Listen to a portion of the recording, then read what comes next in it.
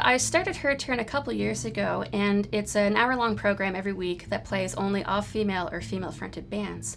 Just because I noticed the lack of representation of women in this industry on the airwaves, playing music, starting music, and I thought maybe if I showcased, an hour every week dedicated to just this, that it might inspire someone else to pick up, whether it's a guitar or a synth or, just a piece of paper and start writing some lyrics or something.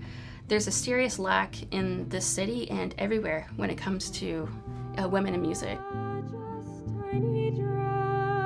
The first thing I came across was Democracy Now! Now that's been my favorite show for like 20 years. I love Amy Goodman. She's like a huge mentor to me. I've done a lot of sessions, which I love, the live interviews, and I've done a lot of interviewing. Well, I have my show 5 days a week.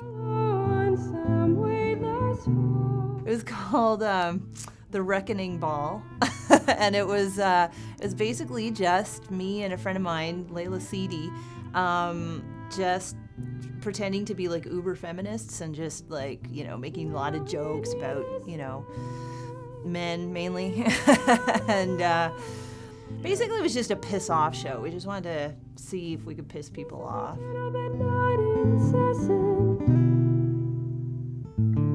They culminate to shatter and bail out separation. Nonconformists they break. Nonconformists. Yeah, no, it's always a challenge. It can't always be positive. That's naive. In a lot of ways, for a lot of the history of radio, it's kind of been a thing that boys get into. One of the things that when I used to teach, I used to try to encourage women by saying, girls are taught to be consumers and boys are taught to be producers. So when it comes to music, girls are taught to listen, turn on the stereo, fall in love to the songs, that kind of stuff. And boys, were the ones that were getting the crystal radio sets and able to build their own transmitters and stuff like that. So there was always this uphill battle, this fight that we kind of had to make. We'd play a lot of music from kind of the like the birth of feminism in the States, like, the 70s, those hippie festivals where it was all women, all lesbians, like music that was just country music for lesbians, like that actually was a genre back then. So we'd play a lot of that kind of thing. Punk, women playing punk music, that kind of thing. Plus, I'd never done a show. I didn't know anything about radio, and I've always been interested.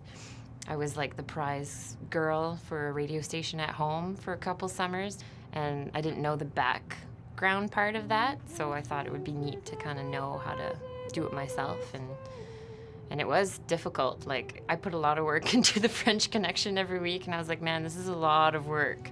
So it's good to kind of see how much work goes into all the shows. A broken circuit.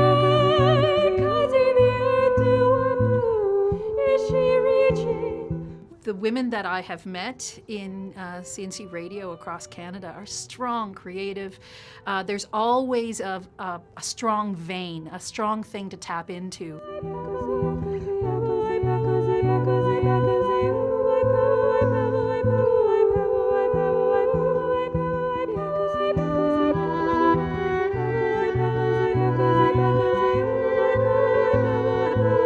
I think that CNC Radio in Canada has done an awful lot to push women forward. And the Women in Radio Conference and the Women in Radio Committee that kind of kept things rolling for a long time and made sure, kept everybody's feet to the fire, make sure that women are included, make sure you're reaching out to them, make sure policies, contain some kind of assistance to make sure that women know that they can come in the door, that they're going to get trained, that they're going to get supported.